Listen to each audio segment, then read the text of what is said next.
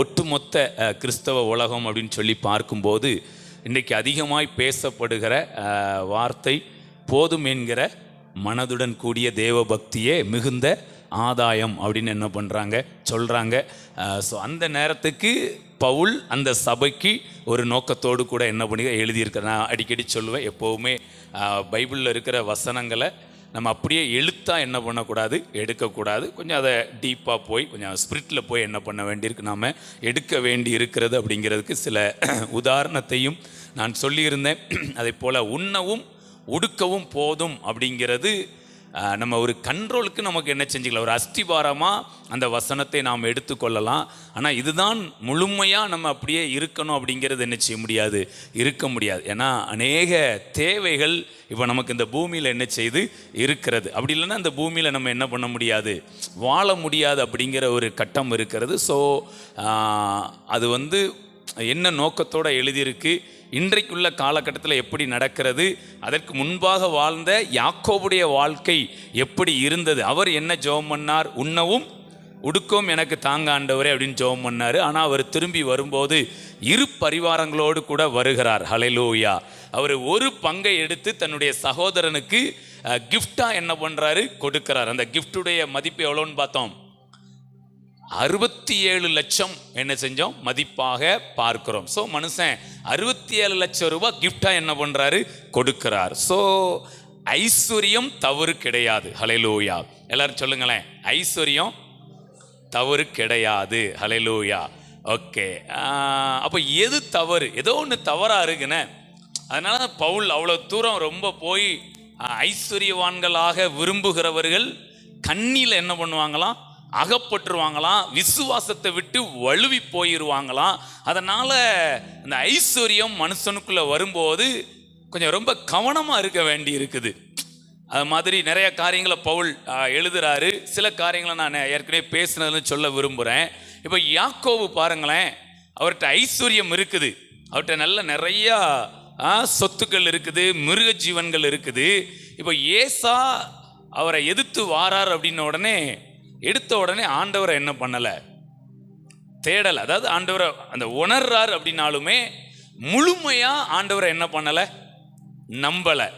அவருக்கு ஒரு நம்பிக்கை என்ன வருதுன்னா, இந்த மிருக ஜீவன்களில் கொஞ்சத்தை நான் கிஃப்டாக கொடுத்துட்டேன்னா அண்ணன் என்ன பண்ணிடுவார், சமாதானம் ஆயிடுவார் அப்படின்னு சொல்லி அந்த கிஃப்டெல்லாம் அனுப்பி பார்க்குறாரு. பாருங்களேன், இந்த மாதிரி தான் ஒரு, அதாவது ஆக்சுவலாக அண்ணன் வாராரு, ஒரு அன்பின் நிமித்தமாக கொடுப்போம் அப்படின்னு நினச்சிருந்தாருன்னா அது வேற. ஆனால் பயத்தின் நிமித்தமாக என்ன பண்ணுறாரு, உண்மையில் இந்த கிஃப்டெல்லாம் போய் பட்டயத்தை என்ன பண்ணாது, நிறுத்தாது. Price God. அக்கா கிஃப்டே தேவையில்லைன்னு என்ன பண்ணிடக்கூடாது, கண்டிப்பாக கிஃப்ட் என்ன பண்ணணும், அன்பின் நிமித்தமாய் நாம் கொடுக்கணும். ஆனால் பயத்தின் நிமித்தமாக என்ன பண்ணக்கூடாது, கொடுக்க கூடாது. ஹல்லேலூயா. ஸோ அப்போ இவர்கிட்ட இருக்கிற அந்த ஆசீர்வாதத்தை கொண்டு தனக்கு வரக்கூடிய ஒரு பிரச்சனையை என்ன பண்ணிடலாம், சரி பண்ணிடலாம் அப்படின்னு நினைக்கிறாரு. பார்த்தீங்களா, இந்த நினைவு தான் தவறாக இருக்கிறது. அப்போ அந்த கிஃப்ட் கொடுக்குறேன், ஆனால் ஆண்டவர் தான் ஏசாவுடைய கையிலேருந்து என்ன செய்யணும், காப்பாற்றணும் அப்படின்னு அவர் நினச்சிருந்தாருன்னா அது கரெக்டாக இருக்கும். ஆனால் ஆரம்பத்தில் இந்த கிஃப்டை நான் அனுப்புகிறேன், இந்த கிஃப்ட் போய் என் அண்ணன்ட்ட இருந்து என்ன செய்யும், காப்பாற்றும் அப்படின்னு என்ன பண்ணுறாரு, ஒரு சின்ன முயற்சியை என்ன பண்ணுறாரு, எடுக்கிறார். ஆனால் அந்த கிஃப்ட் என்ன பண்ணலை, அவரை காப்பாற்றவில்லை. கடைசியில் அவருக்கு அந்த சமாதானம் என்ன பண்ணல, வரல. நமக்கே தெரியுங்களா, ஒரு காரியத்தில் ஒரு பிரச்சனையாக இருக்குதுன்னா நம்ம ஒன்றுன்னா முயற்சி எடுப்போம், சில முயற்சி எடுத்திருப்போம், நமக்கு ஒரு பீஸ்ஃபுல் மைண்டே என்ன பண்ணாது, உடனே அடுத்த முயற்சி எடுப்போம். எந்த ஒரு முயற்சியை எடுத்து ஓகே நம்ம மனசு ஒரு சமாதானம் ஆகுதோ அப்போ நமக்கு ஒரு நல்லா இருக்கும். அப்போ அதுதான் கரெக்டான இடம். அப்போ ஒரு கிஃப்டெல்லாம் அனுப்பி பார்க்குறாரு, அவருக்கு உள்ளுக்குள்ளே அந்த சமாதானமே வரல. உடனே அதுக்கப்புறமா பார்க்குறாரு, கடைசியில் என்ன பண்ணுறாரு, இவன் நான் தேவனோடு கூட இருந்தால்தான் எனக்கு சமாதானம் அப்படின்ட்டு எல்லாத்தையும் மறந்துட்டு தேவனோடு கூட பிந்தி தனித்து இருக்கிறார். ஒரு மிகப்பெரிய சமாதானத்தை என்ன பண்ணுறாரு, இப்போ அவருக்கு சமாதானம் வந்துட்டு. ஏன்னா ஃபஸ்ட்டு ஆரம்பத்தில் அவரால் ஒரு புருஷனாக தைரியமாக அவங்களுக்கு முன்பாக என்ன செய்ய முடியல, போக முடியலை. அதனால் பின்னாடியே வந்துக்கிட்டே இருக்கிறார். எல்லாத்தையும் முன்னாடி என்ன பண்ணுறாரு, அனுப்பி வைத்து. ஆனால் எப்போ தேவனோடு கூட தனித்து இருந்தாரோ அதற்கப்புறமாக அவருக்கு ஒரு தைரியம் வருகிறது. Price God. அவர் முன்னாடி வர்றார். எல்லாருக்கும் முன்னாடி என்ன பண்ணுறாரு? இந்த தைரியம் எங்கேருந்து வந்ததுங்களா? கிஃப்ட் அனுப்புனதுனால இல்லை, தேவன் அவரோடு கூட உறவாடி அவருக்குள்ள ஒரு மிகப்பெரிய ஒரு தைரியத்தை உள்ள போட்டார் பாருங்களேன். அப்படியே தைரியமாக வர்றாரு, சூழ்நிலைகள் எல்லாம் மாறுது. அடுத்து இதில் யாக்கோபுடைய ஒரு ஐஸ்வர்யத்தின் மனநிலையை பாருங்களேன். அதை நினச்சி எனக்கு ரொம்ப ஆச்சரியமாக இருக்குது. யாக்கோபிட்ட ரொம்ப பிடிச்ச விஷயமா அது இருக்குது. பிரச்சனையை சரி பண்ணணும் தான் 70 லட்சம் வச்சுக்கிடுங்க. ஏன்னா நம்ம அந்த குட்டிகளெல்லாம் நம்ம கணக்கில் சேர்க்கலை, அந்த குட்டிகளையும் கணக்கில் சேர்த்து ரவுண்டாக போட்டுடலாம். 70 லட்சம் ரூபா மதிப்புள்ள மிருக ஜீவன்களை அனுப்பியிருக்கிறாரு. இப்போ பிரச்சனை சரியாயிற்று. உடனே பிரச்சனை சரியாயிட்டுன உடனே என்ன பண்ணலை? அதை வாபஸ் வாங்கலை. ஃபஸ்ட்டு பயத்தின் நிமித்தமாக, பிரச்சனை இருக்கிற நேரத்தில் பயத்தின் நிமித்தமாக இதை கொடுப்பேன்னு தீர்மானிக்கிறாரு. பிரச்சனை சரியான உடனே அன்பின் நிமித்தமா அதை நான் கொடுப்பேன்னு இவ்வளோக்கும் ஏசா எவ்வளவோ சொல்லி எனக்கு வேண்டான்னு மறுக்கிறாரு. ஆனால் வலுக்கட்டாயமாக என்ன பண்ணுறாரு? கொடுக்கிறார். Price God. ஸோ ஐஸ்வர்யம் தவறு கிடையாது. ஓகே, இப்போ நம்ம பைபிளில் இருந்து சில காரியங்களை கொஞ்சம் நிதானமாக தியானிக்கலாம். 1 தீமோத்தேயு 6ஆம் அதிகாரம் எடுங்க. அந்த பக்கமே பயங்கரமான பக்கம்ங்க. அந்த 6ஆம் அதிகாரம் இருக்க பக்கம் ரொம்ப வித்தியாசமான ஒரு பக்கம். அதை எடுங்களேன், ரொம்ப நல்லா இருக்கும். அதை லைட் அப்படி தியானிக்கலாம்.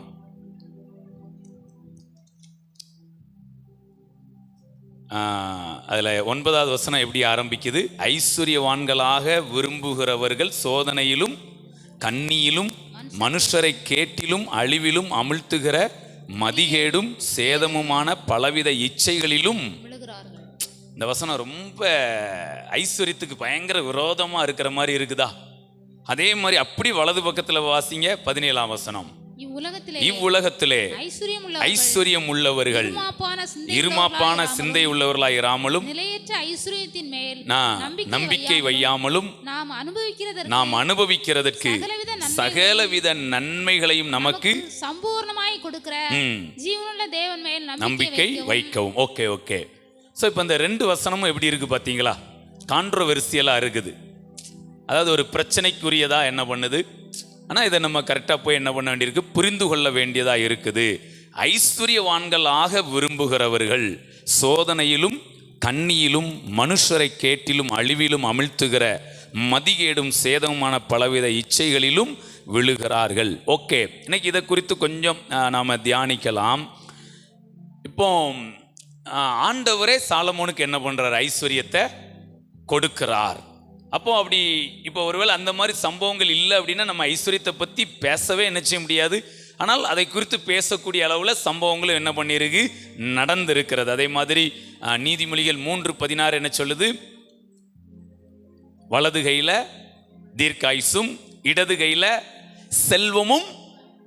Price God. அது மாதிரி இயேசு கிறிஸ்து அவருக்கு குழியை யாரோட நியமிச்சாங்களாம்? அதை கொஞ்சம் வாசிங்களேன். ஏசாயா 53 எடுங்க. கொஞ்சம் சில வசனங்களை கொஞ்சம் நல்லா நாம் தெரிந்து கொள்ளலாம். 53:9 எல்லாரும் எடுத்துக்கிடுங்க. ஏசாயா 53:9. ஆம், துன்மார்க்கரோட அவருடைய பிரேத குழியை நியமித்தார். நல்ல கவனிங்க. ஆண்டவருக்கு பிரேத குழியை யாரோட நியமிச்சாங்களாம்? நியமித்தது துன்மார்க்கரோட நியமித்தாங்களாம். இந்த வார்த்தை ரொம்ப முக்கியமான வார்த்தை. ஆனாலும் அவர் மரித்தபோது ஐஸ்வர்யவானோட இருந்தார். Praise God. அப்ப அவரு படுகொலியை நியமிச்சது எங்கயா? துன்மார்க்கரோட. ஆனா அவர் போய் இருந்தது எங்க இருந்தாராம்? ஐஸ்வர்யவானோட என்ன பண்ணாராம்? இருந்தார் அப்படின்னு இருக்கு. அப்ப பாருங்க, துன்மார்க்கருக்கு ஆப்போசிட்டான வேர்டு என்ன வேர்டு? நீதிமான் தானே. ஆனால் இங்கே அப்படி எழுதியிருக்கலாம்லானே? துன்மார்க்கரோட அவருடைய பிரேத குழியை நியமித்தார்கள், ஆனால் அவர் மரித்தபோது நீதிமானோட இருந்தார்னு எழுதியிருக்கலாம். Price God. எனக்கு தெரிஞ்சு நீதிமான் ஐஸ்வர்யவான் ஒன்னாத்தான் ஆண்டவர் பார்க்குறாரு. ஹல்லேலூயா. ஸோ நம்ம ஐஸ்வர்யமாக இருப்பதை வேதம் அனுமதிக்கிறது, ஆமோதிக்கிறது. என்ன ஒரு பிரச்சனை? இந்த ஐஸ்வர்யத்தில் நம்ம மயங்கி ஐஸ்வர்யத்தின் மேலேயே நாம் என்ன பண்ணிடக்கூடாது? சாஞ்சிடக்கூடாது. நான் உங்களுக்கெல்லாம் சொல்கிறேன், 10 கோடி உங்கள்கிட்ட வந்தாலுமே காலையில் எந்திரிச்சு ஜெபம் பண்ணுறதையும் ஆண்டவரை ஆராதிக்கிறதையும் அவரே நம்பி இருக்கிறதையும் ஒரு நாள் என்ன பண்ணிடாதீங்க, விட்டுறாதீங்க. தாவீது எப்படி காட்டுக்குள்ளே இருக்கும்போது ஆண்டவர் மேலே நம்பிக்கையாக இருந்தாரோ அதே மாதிரி தான் அரண்மனையில் இருக்கும்போதும் அவர் மேலே நம்பிக்கையாக இருந்தார். யாருமே இல்லாத போது எப்படி ஆண்டவரை ஆராதிச்சாரோ அதே மாதிரி எல்லாம் இருக்கும்போதும் அவர் என்ன பண்ணார். ஒரு காலத்தில் அவர்கிட்ட ஒன்றுமே கிடையாது. ஆனால் ஒரு காலத்தில் பார்க்கும்போது 1,00,000 தாலந்து பொண்ணை என்ன பண்ணியிருந்தாராம். கையை தட்டுங்களேன், பிரைஸ் காட். 1,00,000 தாலந்து பொண்ணுன்னா 32 லட்சம் கிலோ தங்கத்தை என்ன பண்ணியிருக்கிறாரு.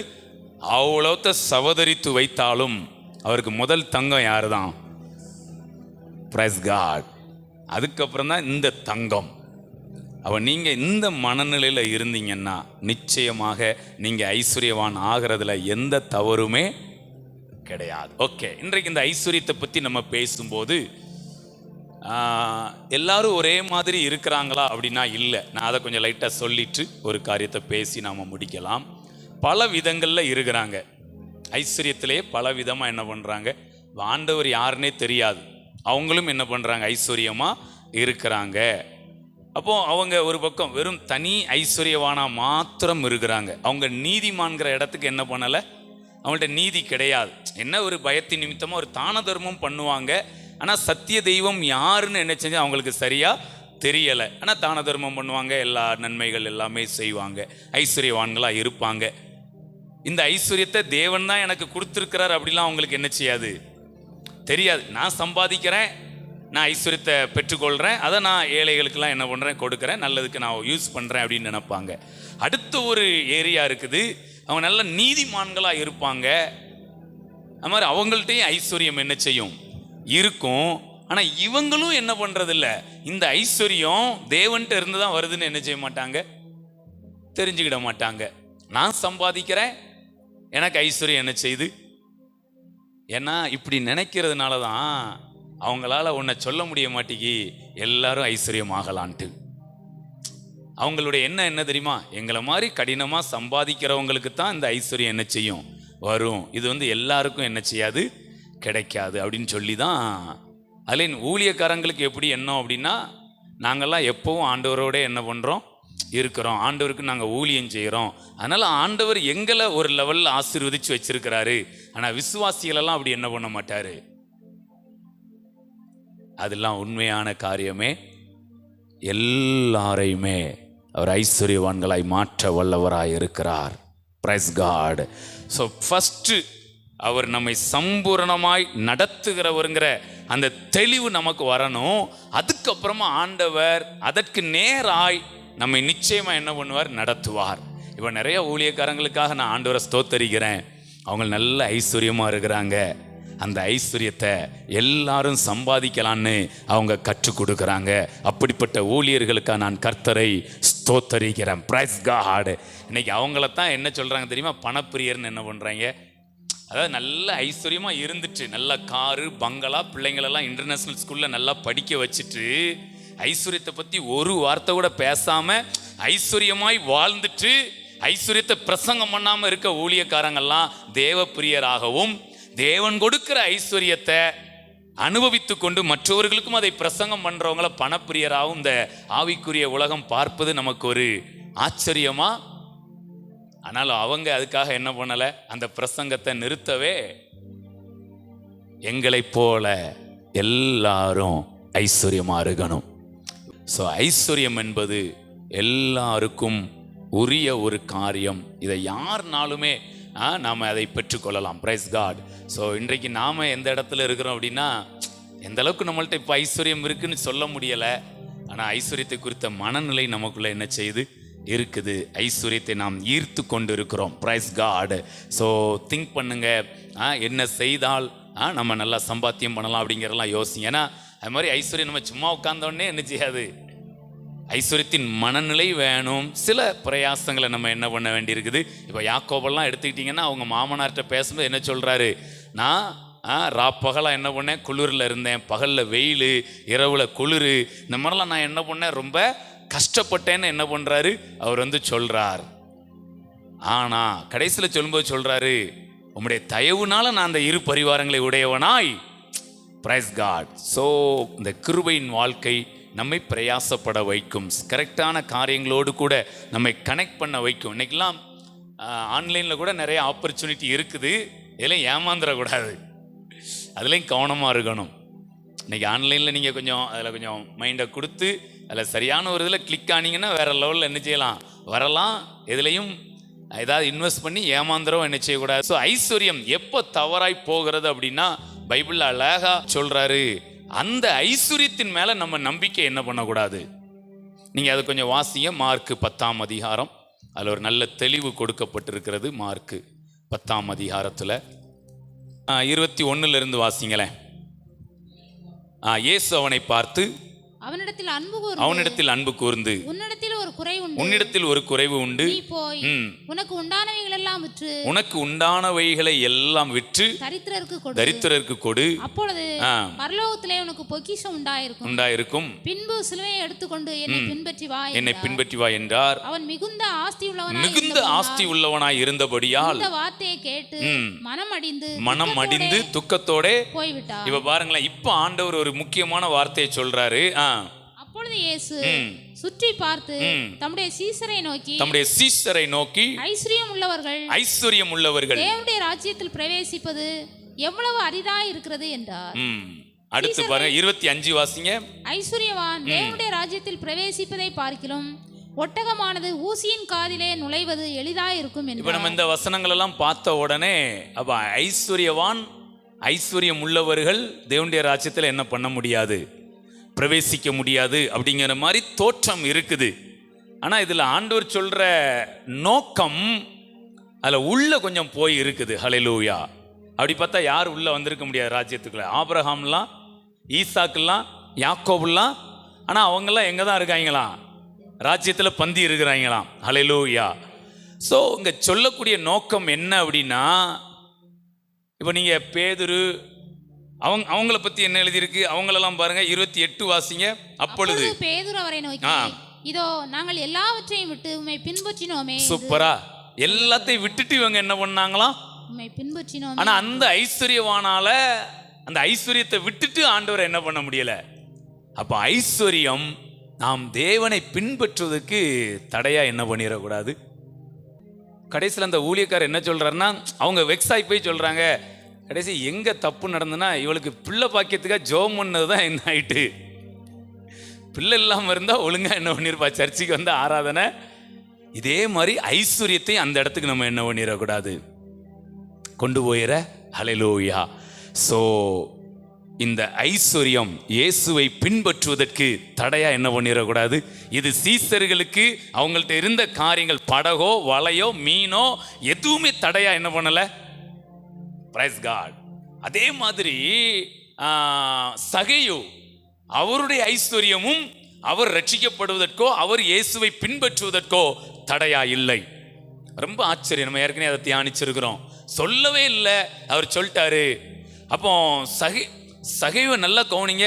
இயேசுவை பார்த்த உடனே அந்த ஐஸ்வர்யம்லாம் அவருக்கு ஒண்ணுமே இல்லைன்னு என்ன செஞ்சிட்டு, ஏன்னா ஆஸ்தியில பாதியை நான் என்ன பண்ணியிருந்தேன், 1 கோடிக்கு ஆஸ்தி இருந்தா நான் 50 லட்சத்துக்குள்ள ஆஸ்தி நான் விற்று ஏழைகளுக்கு என்ன பண்ணியிருந்தேன். இதுதாங்க ரட்சிக்கப்பட்டவங்களுடைய அனுபவம். அந்த ஐஸ்வர்யத்தை என்ன பண்ண பிடித்து கொண்டு நிற்க மாட்டார்கள். அடுத்து சொல்றாரு, யார்கிட்டயா நான் அநியாயமா வாங்கியிருந்தேன்னா நாளத்தனையா திரும்ப என்ன பண்ணிருந்தேன். Praise God. நீங்க எந்த கூட்டம் தானே 18ஆம் அதிகாரத்தில் இருக்கிற லூக்கா 18 எழுதியிருக்கும், அந்த ஐஸ்வர்யவானாய் அல்ல, சகைவை போல ஐஸ்வர்யவானா என்ன பண்ணணும். அடுத்து இன்னும் ஒரு காரியம். அப்போ இதுல ஆண்டவர் சொல்றாரு பாருங்களேன், அதுல ஒரு முக்கியமான வார்த்தையை சொல்ல. 24 வாசிங்க. சீசர்கள் அவருடைய வார்த்தைகளை குறித்து ஆச்சரியப்பட்டார்கள். பாருங்க, அவங்க அந்த வார்த்தை, அதாவது ஐஸ்வர்யவான்கள் தேவனுடைய ராஜ்யத்தில் பிரவேசிப்பது அரிதுன்னு சொன்ன உடனே அப்படி ஆச்சரியப்படுறாங்க. என்னடா அது, அப்போ ஐஸ்வர்யவான்கள் ராஜ்யத்துக்குள்ளே வர முடியாதா? உடனே ஆண்டவர் இயேசு பின்னும் அவர்களை நோக்கி, பிள்ளைகளே, ஐஸ்வர்யத்தின் மேல் நம்பிக்கையா இருக்கிறவர்கள் தேவனுடைய ராஜ்யத்தில் பிரவேசிக்கிறது எவ்வளவு அரிதாய். இயேசு பின்னும் அவர்களை நோக்கி, பிள்ளைகளே, அதாவது அவங்க அந்த ஐஸ்வர்யவான் தேவனுடைய ராஜ்யத்தில் பிரவேசிக்க முடியாதுன்னு உடனே அவரு டக்குன்னு மாத்துறார் அந்த வார்த்தை. எப்பா இவங்க ரொம்ப தவறா என்ன பண்ணிட்டாங்க நினைச்சிட்டு, அப்ப அதை சரிபடுத்துன்னு சொல்லிட்டு தான் இன்னொரு வார்த்தையை யூஸ் பண்றாராம். ஐஸ்வர்யத்தின் மேல் நம்பிக்கையா இருக்கிறவர்கள். அப்ப ஐஸ்வர்யவான்கள் கிடையாது, ஐஸ்வர்யம் உள்ளவர்கள் கிடையாது, அந்த ஐஸ்வர்யத்தின் மேல் நம்பிக்கை வைக்கிறாங்க பாத்தீங்களா, அவங்க தான் தேவனுடைய ராஜ்யத்தில் என்ன பண்ண முடியாது. அதை விளக்கி கொடுத்துட்டு மறுபடியும் சொல்லிட்டாரு, ஐஸ்வர்யவான்கள் தேவனுடைய ராஜ்யத்தில் பிரவேசிப்பது எவ்வளவு கஷ்டம்னு என்ன பண்றாரு. Praise God.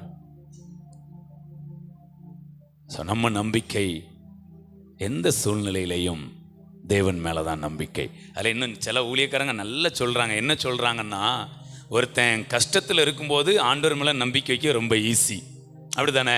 ஏன்னா வேற வழி. ஆனா ஒருத்தன் ஐஸ்வர்யம் ஆனதுக்கு அப்புறமும் ஆண்டவர் மேல நம்பிக்கை வைக்கிறான் பாத்தீங்களா, இதுதாங்க பூரணமான நம்பிக்கை. Price God. சோ இந்த இடத்துல இருந்து நம்ம வாழ்ந்து என்ன பண்ணணும், காண்பிக்க வேண்டியதா. ஹல்லேலூயா. ஆகூருக்கெல்லாம் இந்த அனுபவம்லாம் அவரெல்லாம் சொல்லிட்டார், ஃபஸ்ட்டே சரண்டர் ஆயிட்டார். ஐயா நமக்குலாம் ஐஸ்வர்யத்தெல்லாம் கொடுத்து நம்மளை செக் பண்ணிடாதீங்க, நம்மளாம் என்ன பண்ணிடுவோம், விழுந்து போயிடும், அந்த அளவுக்கு அவரோட கூட நான் இணையலன்னுலாம் என்ன பண்ணிட்டாரு, சரண்டர் ஆயிட்டார். ஆனால் பவுல்கிட்ட போய் கேட்டா, கொண்டு வாங்க, 14 நாள் சாப்பிடாம இருக்கணுமா, ஓகே ரெடி. 14 நாள் சிக்கனா சாப்பிடணுமா, ரெடி. ஐஸ்கிரீமா சாப்பிடணுமா, வாழ்ந்திருக்கவும் தெரியும், தாழ்ந்திருக்கவும் தெரியும். Price God. ஸோ அந்த இடத்துக்கு நம்ம என்ன பண்ண வேண்டியிருக்கு, அதைத்தான் பவுல் இங்க 1 தீமோத்தேயு 6 சொல்றாரு பாருங்க. அந்த ஐஸ்வர்யத்தின் மேல நம்ம நம்பிக்கை என்ன பண்ணக்கூடாதான். அதை கொஞ்சம் எடுத்துடலாம், அதை வாசித்து நம்ம நிறைவு செய்யலாம். 17 1 தீமோத்தேயு 6:17 இவ்வுலகத்திலே ஐஸ்வர்யம் உள்ளவர்கள் இருமாப்பான சிந்தை உள்ளவர்களாய் இராமலும் நிலையற்ற ஐஸ்வர்யத்தின் மேல் நம்பிக்கை வையாமலும். Price God. அப்போ அந்த ஐஸ்வர்யம் வந்து தவறு கிடையாது, அது மேல நம்ம என்ன செய்ய நம்பிக்கை வைக்கக்கூடாது. ஹல்லேலூயா. ஸோ நீங்கள்லாம் ஐஸ்வர்யவான்களாய் மாறுவதற்கு விரும்புங்க. பிலிப்பியர் 2:13 சொல்லப்பட்டிருக்கு, தேவனே தமது தயவுள்ள சித்தத்தின்படி விருப்பத்தையும் செய்கையையும் நம்மில் உண்டாக்குகிறவராய் இருக்கிறார். இன்னைக்கு நாம் ஐஸ்வர்யமாக இருக்குன்னு நினைக்கிறது வந்து ஏதோ உலக பிரகாரமாக ஏதோ நம்முடைய இச்சைகளை தீர்த்து கொள்வதற்காக அல்ல, தேவனுடைய சித்தத்தை நிறைவேற்றும்படி விருப்பத்தோடு கூட நம்ம அந்த ஐஸ்வர்யத்தை என்ன பண்ணுறோம், நம்ம ஆசைப்படுறோம். ஸோ இந்த ஆசையில் தவறே கிடையாது. ஹல்லேலூயா. ஸோ நீங்கள் ஐஸ்வர்யவான்கள் ஆகுவதற்கு நீங்கள் விரும்புங்கள். இன்னொரு அந்த 17 லாஸ்ட் சென்டென்ஸ் பாருங்கள், நாம் அனுபவிக்கிறதற்கு சகலவித நன்மைகளையும் நமக்கு சம்பூரணமாய் கொடுக்கிற ஜீவனுள்ள தேவன் மேல் நம்பிக்கை வையுங்கள். அப்போ ஆண்டவர் யாரு, நாம் அனுபவிக்கிறதற்கு சகலவித நன்மையையும் நமக்கு என்ன பண்றாரா, ஆண்டவர் கொடுக்கிறவராய் இருக்கிறார். இன்னைக்கு நன்மைன்னா என்ன நினைக்கிறீங்க, என்னெல்லாம் நன்மையா இருக்குது?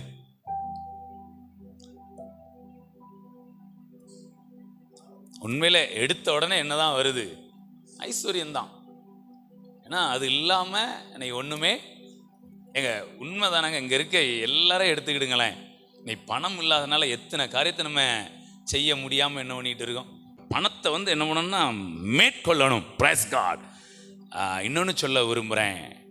அன்னைக்கு எப்போவோ சொல்லியிருந்தேன், போன ஞாயிற்றுக்கிழமையில் நம்ம வந்து ஒரு அவமானத்தை சந்திக்காத அளவுக்கு தடை பண்ணிக்கிட்டே இருக்கிற ஆண்டவர் கிடையாது. ஒரு கட்டத்தில் அவமானத்தை தடை செய்கிறாரு, இன்னொரு கட்டத்தில் அந்த அவமானத்திலிருந்தே நம்மளை என்ன பண்ண பூரணமாக அந்த பயமே இல்லாத அளவுக்கு நம்மளை என்ன பண்ண விடுதலை. ஸோ ஒருவேளை நீங்கள் பணத்தால் நிறைய அவமானப்பட்டிருந்திருக்கலாம், அதில் இருந்தெல்லாம் ஆண்டவர் நமக்கு ஒரு பூரணமான விடுதலையை கொடுத்து, நீங்கள் எந்த பணத்தை பாரமாக நினைச்சீங்களோ அந்த பணம் உங்கள் காலடியில் வந்து கிடக்கும். இயேசுவின் நாமத்தினால தேவ பிள்ளைங்களை எது ஒரு விலங்க போட்டு ஒரு நுகத்தடி மாதிரி இன்னைக்கு எனக்கு தெரியும், நான் இப்போ நல்லா ஃபீல் பண்ண முடியுது. இந்த பணம் என்பது ஒரு மிகப்பெரிய நுகத்தடியாக நம்ம மேலே என்ன செய்யுது. ஸோ இதெல்லாம் உடைக்கப்பட்டு நம்ம மேலே இருக்கிற அந்த பணம்ங்கிற பாரம் நம்ம காலில் வந்து என்ன செய்யணும், எப்போனாலும் எதுக்குனாலும் எடுத்து நல்ல தாராளமாக செலவழிக்கிற அளவில். ஸோ யாரும் சோர்ந்து போக வேண்டாம், என்னை தேவன் ஐஸ்வர்யவானாய் வைத்திருக்கிறார் அப்படிங்கிறதுல உறுதியாக இருங்க. ஐஸ்வர்யம் ஈர்க்கப்படும். கடன் பிரச்சனையா அதெல்லாம் நீங்கள் கட்டி தீர்ப்பீர்கள். வீடு கட்டணுமா, இடம் வாங்கணுமா, எல்லாமே கண்டிப்பாக என்ன செய்யும், நடக்கும். பிள்ளைங்களெல்லாம் நல்லா படிக்க வைப்பீங்க. நம்ம பிள்ளைங்கள்லாம் நல்ல மேலான இடத்துல என்ன பண்ணுவாங்க, ஆமாம் இருப்பாங்க. கவலைப்படாதீங்க. ஆண்டவர் நிச்சயமாக அவர் நம்ம கூட இருந்து என்னெல்லாம் செய்யணுமோ அதெல்லாம் திருப்தியாய் அளவுக்கு அதிகமாய் செய்து இந்த பூமியில் ஒரு சாட்சியாய் நம்மை நிறுத்துவார். ஜெபிக்கலாமா? எழும்பி நிற்கலாம். ஜெபித்து நாம் நிறைவு செய்யலாம். Thank you Jesus. நன்றி ஆண்டவரே. என்னுடைய ஃபேமிலி பேக்ரவுண்டை வைத்து பார்க்கும்போது நாங்கள் ஐஸ்வர்யவான்கள், நாங்கள் பணக்காரர்கள் என்று எங்களால் சொல்ல முடியாதுப்பா. ஆனால் உங்கள் வார்த்தையின் வெளிச்சத்தில், உம்முடைய திட்டத்திலே நாங்கள் எங்களை வைத்து பார்க்கும்போது நீர் எங்களை ஐஸ்வர்யவான்களாய் வைத்திருக்கிறீர், எங்களை பணக்காரர்களாய் நீர் வைத்திருக்கிறீர் ஆண்டவரே. Thank you Lord. இங்கே யார் ஆண்டவரே இந்த பணத்தை நினைத்து பாரப்பட்டு கொண்டு இருக்கிறாங்களோ, அது ஒரு மிகப்பெரிய நுகத்தடியை போல அழுத்தி கொண்டு இருக்கிறதோ, அவருடைய காலடியில் பணம் வந்து இருக்க கிருபை கொடுங்கப்பா. ஓ ஹல்லேலூயா, ஹல்லேலூயா. இந்த பண பயத்திலிருந்து ஒரு விடுதலை உண்டாகட்ட ஆண்டவரே. எப்படி மரண பயத்திலிருந்து எங்களுக்கு விடுதலை கொடுத்திருக்கிறீரோ அதை போல ஆண்டவரே, ஓ பண பயத்திலிருந்து, பணத்தை குறித்த சிந்தைகளில் இருந்து, பணத்தை குறித்த கவலைகளில் இருந்து, பணத்தை குறித்த அந்த பாரத்திலிருந்து ஒரு பூரணமான விடுதலை ஓ இங்க இருக்கிற எல்லாருக்குள்ளே உண்டாகட்ட ஆண்டவரே. ஓ இந்த பணம் இல்லாததுனால நான் எப்படி இடம் வாங்குவேன், எப்படி வீடு கட்டுவேன், எப்படி என் பிள்ளைங்களை படிக்க வைப்பேன், எப்படி ஒரு தேவையை என்னால சந்திக்க முடியும் சொல்லி ஒரு அங்கலாய்ப்போடு கூட இருக்கிற ஓ பிள்ளைகளுக்கு நேராய் உம்முடைய ஐஸ்வர்யம் ஓ மலை போல ஓ பொழியப்படட்டும் ஆண்டவரே. ஆகார் எங்க போகன்னு தெரியாம இருந்தா, ஆபிரகாம் கொடுத்த ஒரு துருத்தி தண்ணீர் செலவழிந்து போனது ஆண்டவரே. ஒரு இன்றைக்கு எங்கள் அப்பா அம்மா கொடுத்த தண்ணிலாம் காலி ஆயிட்டாண்டவரே. சிலர் நினைக்கிறீங்க எங்கள் அப்பா அம்மா ஒன்றுமே கொடுக்கலை. ஆமாம், உண்மைதான். ஓ ஹல்லேலூயா. தேவ பிள்ளைகளே, மனிதர்கள் உங்களுக்கு செய்திருக்கலாம், இல்லை செய்யாமல் இருந்திருக்கலாம். ஓ இப்பொழுது ஓ தேவன் உங்களுக்கான ஒரு நீரூற்றை ஓப்பன் பண்ணுகிறார். நம்முடைய மனக்கண்களை திறந்து ஓ நமக்காய் ஆயத்தப்படுத்தப்பட்டு இருக்கிற அந்த நீரூற்று. ஹல்லேலூயா. நன்றி ஆண்டவரே. தைரியமா இருங்க. எகிப்து தேசத்திலிருந்து வந்த ஆகாரை அந்த வனாந்திரத்திலே போஷித்தாரே, அந்த நீரூற்றின் மூலமாக உங்களையும் என்னையும் அவர் போஷிக்க வல்லவராய் இருக்கிறார். அந்த நீரூற்று ஓப்பன் ஆகி இருக்கிறது. நம்முடைய மனக்கண்கள் திறக்கப்பட்டு இருக்கிறது. பாருங்களேன், அந்த எந்த வனாந்திரத்துல இஸ்மவேல் செத்து போவான்னு நினைச்சு அழுதுகிட்டு இருந்தாலோ, அதே வனாந்திரத்திலே அவன் வில்வித்தையிலே அவன் வல்லவனாய் மாறினான். ஹல்லேலூயா, ஹல்லேலூயா. நன்றி ஆண்டவரே. மிகப்பெரிய வளமை உள்ளவனாய் மாறினான். தேவ பிள்ளைகளே, நீங்கள் கிறிஸ்துவுக்குள் இருப்பது உண்மை. அவருடைய திட்டங்கள் எல்லாம் நம்ம மேலே விழுந்திருப்பது உண்மை. அவர் நம்மை உயர்த்தி வைக்கிறார். எந்த சூழ்நிலையிலும் அந்த ஐஸ்வர்யத்தின் மேல் நாம் நம்பிக்கை வைக்காமல், அந்த ஐஸ்வர்யம் ஓ தேவனை பின்பற்றுவதற்கு தடையாயிராமல் இருக்கும்போது ஐஸ்வர்யம் நம்மளிடத்துல ஏராளமாய் தாராளமாய் வந்து சேரும். Thank you Lord. நன்றி ஆண்டவரே. தொடர்ந்து நீர் ஆளுகை செய்யும். நாங்கள் பேசுகிற இந்த வார்த்தை எல்லாம் நம்முடைய வாழ்க்கையின் அனுபவங்களாய் மாறட்டும். யாக்கோபை பல பரிவாரங்களால் ஆசீர்வதித்திருந்தீர், எங்களையும் ஆசீர்வதியும் அப்பா. அவர் கிஃப்ட் கொடுத்தது எங்களுக்கு ஆச்சரியமாக இருக்குது ஆண்டவரே. ஃபஸ்ட்டு கொடுத்தது கூட பரவாயில்ல, பயத்தில் கொடுத்தாரு ஆண்டவரே. பயத்தில் யாருனாலும் எதனாலும் கொடுக்க ஆயத்தமாக இருப்பாங்க. ஆனால் ஃப்ரீ மைண்டாக இருக்கும்போது அன்பின் நிமித்தமாக 70 லட்சம் ரூபாயை கிஃப்டாக கொடுக்குறாரப்பா. வரக்கூடிய நாட்களில் நாங்கள் எதனாலும் கிஃப்டாக கொடுப்பதற்கு ஒரு நல்ல ஒரு திறந்த மனது, ஒரு தயாள மனது ஓ எங்களுக்குள்ளே உண்டாகட்டும் ஆண்டவரே. எங்கள் கைக்கு வரக்கூடிய ஐஸ்வர்யத்தை ஓ நாங்கள் பிடித்து வைக்காமல் அதை சரியான விதத்தில் நாங்கள் செலவு பண்ண எங்களுக்கு கிருபை கொடுங்க. இப்பவே அந்த ஐஸ்வர்யத்தை நாங்கள் பிராக்டிஸ் பண்ண கிருபை கொடுங்க ஆண்டவரே. Thank you Lord, thank you Lord. நல்ல விதைக்கிற பிள்ளைங்களா இருங்க, நல்ல கொடுக்கிற பிள்ளைங்களா இருங்க. நிச்சயமாய் பரத்தில் இருந்து உண்டாகிற ஐஸ்வர்யத்தை நாம் அனுபவிப்போம். Thank you Lord. நன்றி ஆண்டவரே. தொடர்ந்து ஆளுகை செய்யுங்க ஆண்டவரே. எல்லா காரியத்திலையும் நாங்கள் அச்சீவ் பண்ணி இருக்க உதவி செய்யுங்கப்பா. Thank you Lord. நாங்கள் ஒரு மிகப்பெரிய மாதிரியாய் அநேக சபைகளுக்கும் அநேக குடும்பங்களுக்கும் நாங்கள் இருக்க கிருபை கொடுங்க. Thank you Lord. ஆசீர்வதியும். இயேசுவின் மூலம் ஜெபம் கேளும் நல்ல பிதாவே. ஆமென், ஆமென். என் ஆத்துமாவே கர்த்தரை ஸ்தோத்திரி, என் முழு உள்ளமே அவருடைய பரிசுத்த நாமத்தை ஸ்தோத்திரி. என் ஆத்துமாவே கர்த்தரை ஸ்தோத்திரி, கர்த்தர் செய்த சகல உபகாரங்களையும் மறவாதே. ஆமேன், ஆமேன், ஆமேன். ஹல்லேலூயா, ஹல்லேலூயா. நாம் அனுபவிப்பதற்கு சகலவித நன்மையையும் சம்பூரணமாய் கொடுக்கிற தேவன் அந்த சம்பூரணத்தை கொடுத்து நம்மை ஆசீர்வதிப்பார். உங்களுடைய சாப்பாடு, உங்களுடைய ட்ரெஸ்ஸு, உங்களுடைய வீடு, உங்களுடைய வாகனங்கள், உங்களுடைய பிள்ளைகளுடைய காரியங்கள் எல்லாம் நல்ல நிறைவாக இருக்க ஆண்டவர் உதவி செய்வாராக. தேங்க்யூ. தொடர்ந்து ஜெபங்கள் அறிக்கை பண்ணுங்க, அதில் நாம் அச்சீவ் பண்ணலாம். Thank you, thank you. God bless you.